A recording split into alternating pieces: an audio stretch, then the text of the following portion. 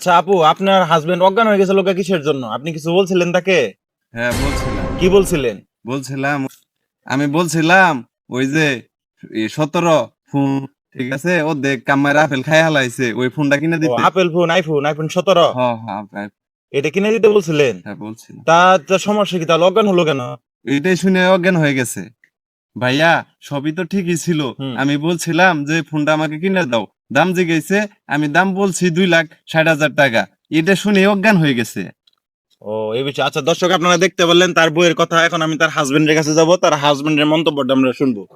আচ্ছা ভাইয়া, আপনার ওয়াইফের কাছ থেকে শুনলাম আপনি বলে অজ্ঞান হয়ে গেছিলেন, একটু বিস্তারিত বলবেন? আরে ভাই, কি কমু, আমি কামলা মানুষ, দিন আইনা দিন খাই। জি। আমারে বউ আমারে গেল আমার একটা ফোন কিনে দিলাম। আমি কইছি হ্যাঁ তেলে কিনে দিমু। শখের বউ আবদার করছে। হ্যাঁ আমি হ্যাঁ বলে যে কি কি ফোন কিনবে? বলে ওই যে হলুদ কালারের। হ্যাঁ, আইফোন 17 প্রো ম্যাক্স। হ্যাঁ ওই যে আপেল ওর দেখা মেরে খাইতে দিছি। হ্যাঁ, হ্যাঁ, আমি বলি ওর দেখা হয় কিনে দিমু।